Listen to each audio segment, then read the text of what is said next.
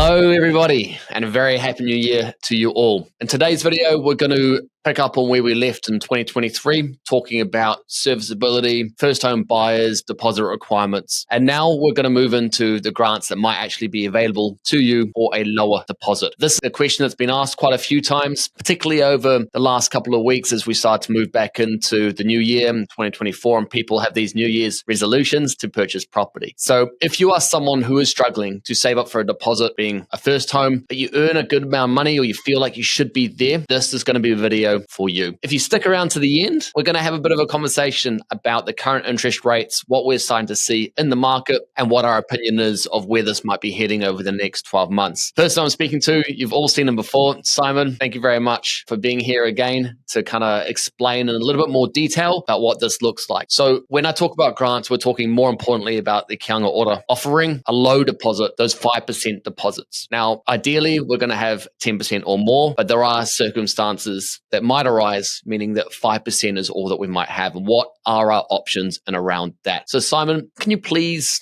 briefly explain Kāinga Ora first home loan and sort of why that's here in New Zealand to help us and why it's been introduced? G'day everyone, good to be here again and to speak to all our clients and future clients, because I'm sure after they hear this, they'll all want to be piling in. So no, the Kāinga Ora first home loan, Kāinga Ora first home grant, and then the home partnership, which has temporarily been taken off the market at the moment. But to go through these in a real brief manner, the Kāinga Ora first home loan, Kāinga Ora have partnered with a number of different banks to essentially guarantor the deposit that's needing to make up the normal 20%. So yeah, it's a really good initiative. It allows people to get into the market. And if you have a little bit of a history on how New Zealand has, or New Zealand government or government agencies helped people get onto the property ladder, you'll know that this isn't the first of its kind. There's always these types of things popping up over the decades. And I think there's a real incentive for governments to essentially allow people to get into the market or get into an appreciating asset, grow the wealth of families in New Zealand, but also it contributes to GDP, housing, and things like this as well. So yeah, the New Zealand government through Kāinga Ora helping people through these guaranteed loans and also grants. So I like to call it free money.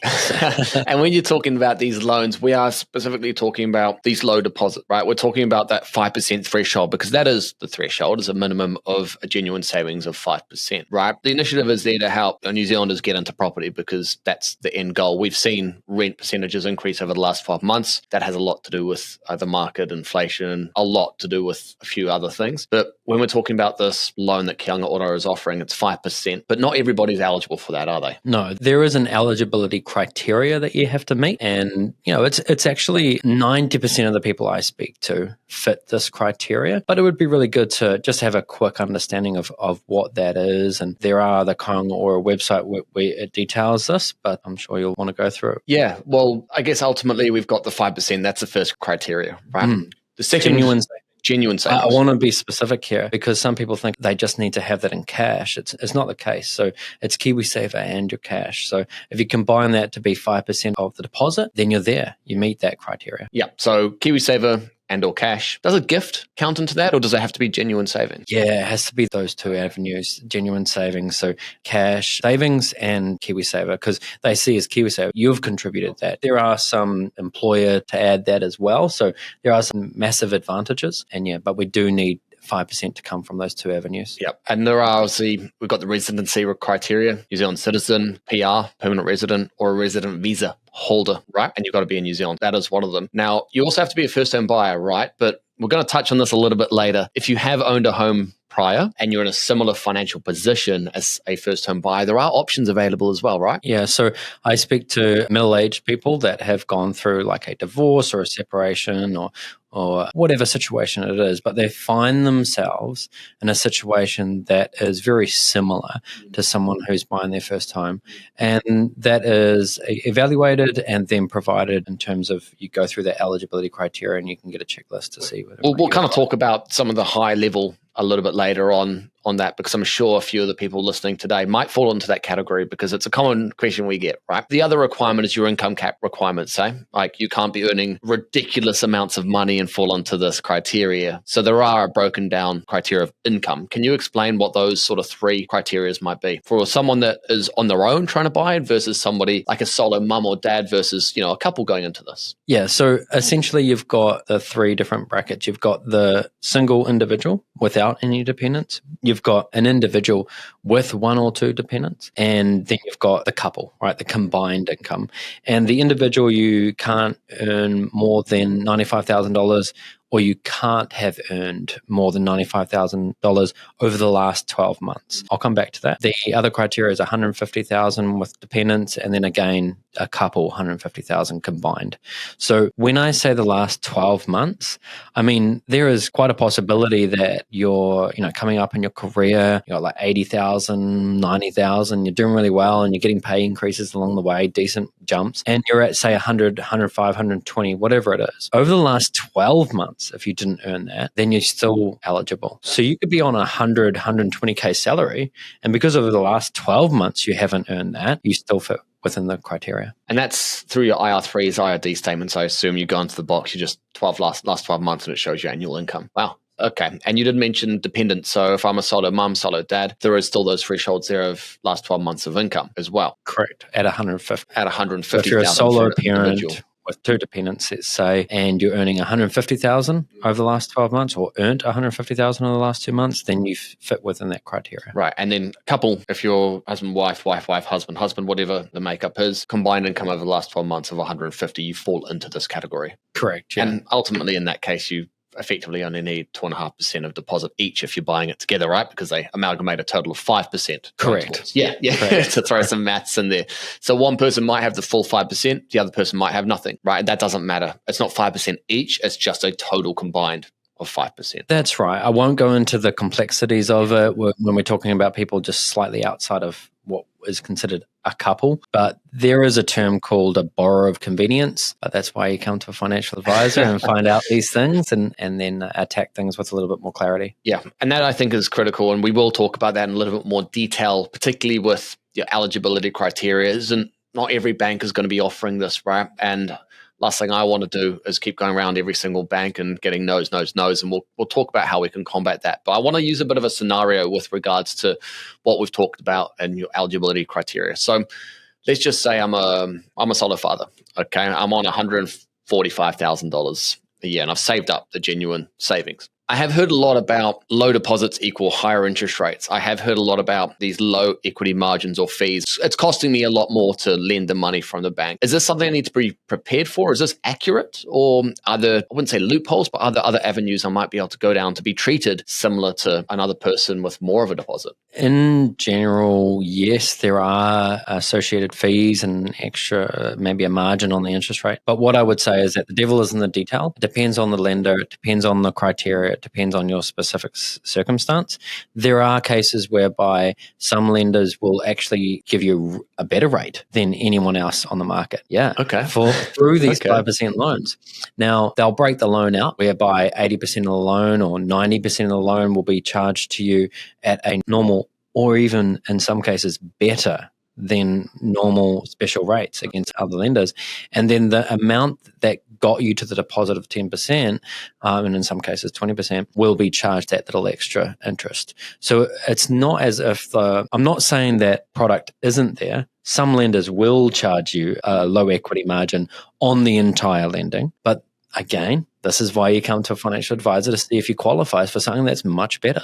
And in case anyone listening today hasn't heard our last episode where we did talk about these low equity fees and margins, can you just give a really quick explanation of what a low equity margin is and a low equity fee just really quickly? Yeah, so a low equity margin is a little bit higher interest rate. So they add a little bit of an interest on the interest rate. So whereby someone may be qualifying for, say, a 6.99 or a 7.05% rate on a 1-year rate at the moment, they may add, say, 0.5% on that loan until until you get to a point where you have that 20% deposit in the property, whether that's by you paying it down or the property going up in value. You go to refix and the advisor or the bank recalculates that. So that's the equity margin. The other thing is the fee. Now, the low equity fee can be paid up front and is calculated up front when you go to do the loan. Alternatively, in a lot of cases, people capitalize these fees, aka put them on top of your loan and pay them off at the same period. Okay, so in some instances, depending on the bank in which I go to, I might be charged more than another bank. So what you're saying is it's ultimately best to get some advice before I go searching around all of these different banks to get some no's, because I don't know which is best, right? And not every bank is offering this at this point in time. Some banks come in, some banks remove themselves at particular times, depending on other factors, which we won't necessarily go into. But it's important to understand what our options are to begin with, because ultimately the goal is to kind of remove any fees down the line if we can, have more equity. So meaning that the amount of money in the property is higher. We want to move from that 5% deposit, the LVR side of things, all the way up to that 20s and keep going and keep going. So I know there's two real key ways that you can do this. Can you explain how I'd move from a 5% deposit maybe to a 10 to make it easier? How do I go about getting rid of these fees if one is going to be charged? One thing would be making sure that you're getting the best deal out up front, so you're not paying extra, so that you can go towards paying the mortgage down faster. Also, it would be like maybe buying a property under value. Maybe that's quite hard for someone who's going in at 5%. But, you can work with a financial advisor to understand what, for example, some of the reports that we pay for as a company to get access to have a better understanding of what the property is really worth. And what really is important is to understand how the bank sees it as well. What's the property worth through some of the systems the bank uses?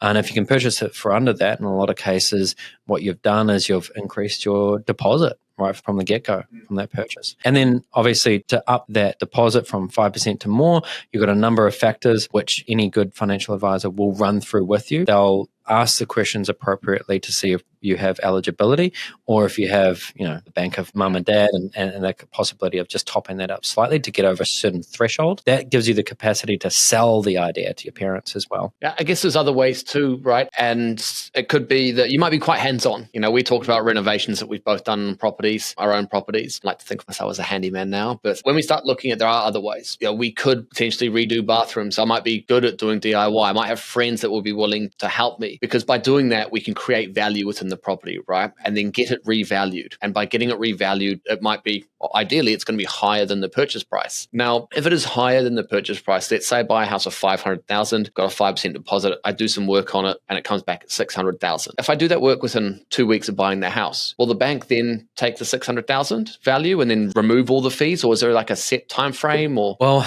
like if you've capitalized the loan, it stays there. You can't remove it. If you've got a low equity margin, you would probably have to redo the loan. So if you're within periods, say like a 3-year clawback period at a specific bank, you have to go to another bank. This is where spreadsheets and the calculation of whether or not it's worth going ahead to do or not is to be considered. You don't want to be going into these kind of things blind. But yeah, you want to look at a property, see if there's value through renovations, see if you actually, because you earn a good income, seeing if you can continuously save, utilizing structures that might allow you to pay down your mortgage while having savings. For example, the bank of mum and dad, as you said, or even getting a family member who wants to buy into the property and can bring, their money into it to kind of capitalize there as well, I think. So there are definitely options for us to help people move from that 5% to the 15 and the 20, because when you get to 20%, right, that's what the bank really needs you to have in that property before you can start to look at creating more value in the property and recycling that equity, right? And what I mean by that is that if I've got a house worth 500,000, right, they need to see 100K worth of value or equity within that property. Anything over and above that 100,000 that's created, I can potentially take out for renovations or potentially take out to buy another property as well, right? So like getting to that 20 is that goal. And it's about making sure you're surrounded by the right people to make sure that that can happen. And there's so many different factors to do it, but it all starts with being with the right lender, getting the right structure, and understanding all of your options as well. Because what we have to remember is that yes, you can get in at 5%, but you have 95% of debt. We still need to be able to service it. So you might not get your dream home. Actually, you're not going to get your dream home, But getting on the market now is extremely important as well, right? And it's about just getting those starting blocks and getting everything moving. Because if you do have aspirations to purchase property down the line and create wealth for your property and generational wealth, we need to start somewhere, right? I know mum and dad didn't start in the house in which they're at right now. They bought a little shoebox. So you've got to start somewhere. But when it comes down to the serviceability aspects, you can borrow or even debt, because there's a lot of people out there that do have debt. When we're going for these 5% deals through Kāinga Ora, how strictly do they look at, the debt aspect of things? So maybe hire purchases or credit cards or car loans. How do they look at that? Yeah, you don't want too much, but ultimately, to cut the answer really short, ultimately it comes down to, there's 3 pillars of how the bank sees your application. There's your LVR position, and we're talking about that. The deposit ratio. Yep. And the percentage of deposit you're bringing. The serviceability, so your ability to service a loan over the term, so the 30 years in a lot of cases. And then finally, it's account conduct. So if you've got many different credit cards and many different hire purchases and all these little loans, although you may have cash on top of that in the bank account and KiwiSaver that makes 5%, it kind of doesn't look that great, I'm not saying you won't get approved, but the more of these loans, especially if you're not keeping on top of them, becomes an issue, because that's the 3rd pillar, the account conduct type of thing. And in some instances, it's probably better to get some advice as to what to do first, right? Is it pay down 100%. Debt quickly? Is it where do you start? Right. If you've got credit cards, do you pay the credit card or the hire purchase? Do you pay the credit card, the hire purchase, or the vehicle finance? And conversely, with what I was saying in relation to those debts not being a good thing, it doesn't mean that I'm suggesting that you throw all your cash at paying that down either, because then that's your deposit gone. Of course. Right? And the debt that's on these other, short-term debts, they're not lumped into your home debt and thus reducing your deposit. So if you are just getting the threshold of 5% and you want to get into a home soon, then I wouldn't recommend taking your 5% cash and paying down the higher purchases, especially if you can afford and service the 95% loan. So this is where the complexity comes in, and this is where specific advice is really needed. Yeah, I can't stress enough, right? And it's not because we're in the industry, but it's because we've helped thousands of people get into their first, second, third, sometimes fourth, fifth, sixth, and and beyond. Yeah, and beyond. Right. And that's, I think, not where all of us want to get to, where a lot of us do want to get to, but it's about getting that education, that assistance, right? I don't go to my supermarket to get some medical advice, right? It's very similar. Like, we're effectively practitioners or financial engineers, right? That's how we look at things. This is us, our area. So you're not going to get that unbiased approach if you do go to an area that one person can only provide advice on one particular product, i.e. a bank, right?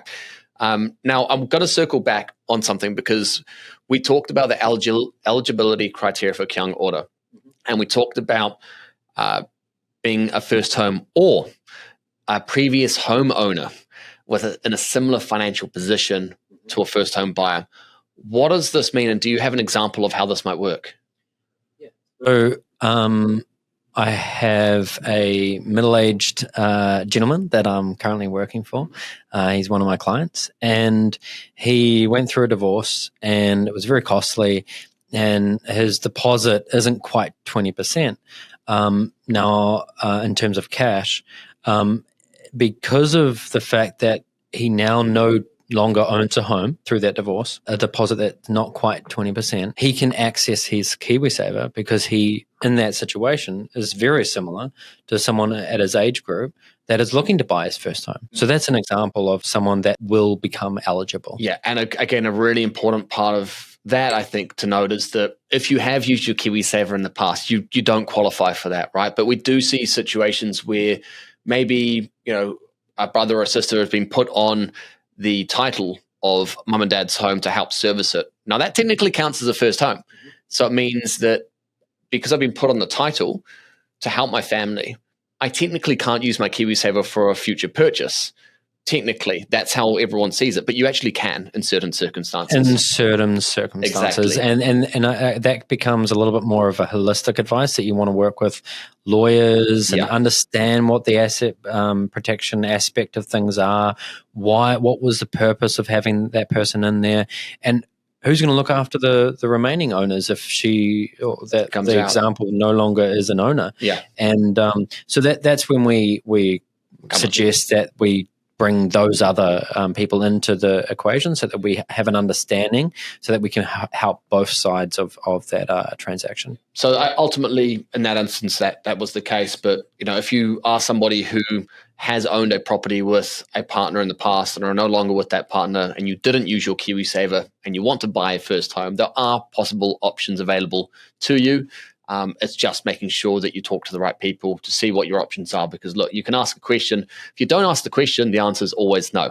It's something I run with a lot, but it is, right? And you want to understand what your situation is, because you don't want to be stuck in a rut, do you? That's one thing that you don't want to do. But I want to circle back to that, because a lot of people have this understanding that they can't do something along those lines. Now, I think we've gone into enough detail about the Kāinga Ora first loan. And if anyone has more questions about this, I'd love for you to reach out and ask either one of us, or we can put you in touch with the right people if we can't answer the question, but we should be okay. But if there's anything that we haven't made clear enough, or there are more questions, you don't know how things work, or you've got examples of how you might have been turned down and rejected, would love to understand what those are, because I guess a little spoiler alert, in our next conversation, we are going to be running a conversation about clients that have been turned down, and the particular people have said, no, we can't lend you the money, for us turning that to a yes. So we'll try and do that next week, but it does happen. So we do need to understand what that quite looks like. But we talked about the first home loan. Now there's also the first home grant, which is completely different, right? So talk to me about what the first home grant is and what the eligible criteria is for that.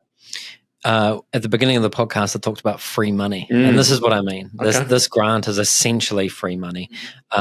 Now, some of those libertarians, true libertarians out there, may not like the idea of this, but the government is taking some of the tax money that we pay and giving it to people to get into their first home. And it can be up to $10,000 per person. So it's not a small amount of money. It's not a lot. Now, there are some catches with this. You have to be in KiwiSaver for a certain amount of time. I think it's a minimum of 3 years from memory. That will allow you access to, if you're buying an existing home, of $3,000 per person. Per person. And then if you purchase an existing home and you've been in your KiwiSaver for 5 years, you can get a $5,000 grant. That's where it kind of stops for existing homes. And then you've got new builds, which doubles it. So you effectively can draw down $10,000 for a new build. Each. So in a partnership, you can get $20,000 extra from free money from the government if you follow into this criteria. For an existing dwelling, it's a combined 5 each for 10. So 3 years entry, so $1,000 effectively every year, starting at 3, maximum of 5. Right. And that doesn't mean you're just like new builds isn't just townhouses, right? That could be a new build off the plan. Yep, that's right. You get someone to build you your home. You could, anything that's requires a new title. So it's about making sure that you've actually exhausted all of your avenues, because there are probably people out there, when I asked the question at the very beginning, I made the statement to say, like, if you feel like you should be buying property this year because you earn good money and you just don't know how to do it, there could be options available for these people, but they just don't know it yet. So a conversation is free to have. We don't charge for conversations, right? Because our goal is to get people into property. That's ultimately our key goal, right? Now, we've talked about the Kāinga Ora grant. We've talked about the first home loan, or Kāinga Ora loan. At the beginning, I did mention about the current interest rates, the trends that we're seeing. So if you stuck around to the very end, this is where we're going to kind of dive into this in a little bit more detail. Now, I need to put a proviso in place that this is our opinion and our opinion only. We don't have a crystal ball. We can't tell you what the interest rates are going to be in 6 months or 12 months, but we can look at trends and what we're seeing and provide an opinion. So one thing that I have seen is that long-term mortgage rates are starting to make a bit of a shift. What do you make from that? We can definitely see the decrease in interest rates on the end of that curve. So that 3, 4, 5 year rates have come down recently. That's a fact. Now, whether or not that's a temporary thing or long-term trend, we'll come to know. What we also know, and as being the funding that the New Zealand banks get, is majority from overseas. And what we're seeing already is, for example, the Federal Reserve of the US released some data about where they see interest rates going. And it's quite interesting to see essentially what a lot of the pundits are saying is that there's been a pivot in the Fed's forecast. And so what they're forecasting is several drops in their official cash rate and going into the next year.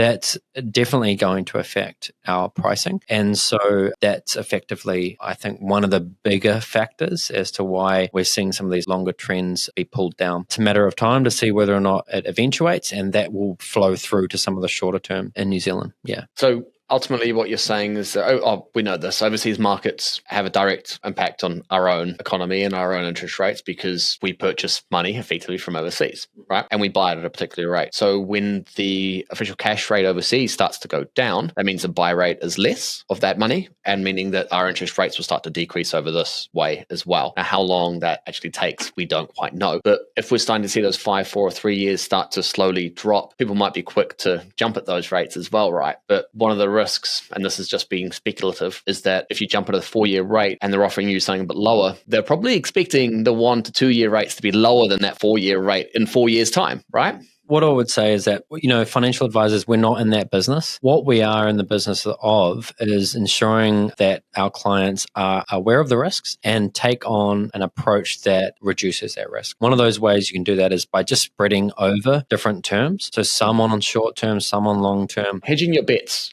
Yeah, that's a good way to look at it. And so by doing that, you're not making a prediction. What you're doing is you're choosing to take the average of those periods of time. In that regard, you're not going to get the worst. All your loans aren't going to come off at this time, the peak of the market.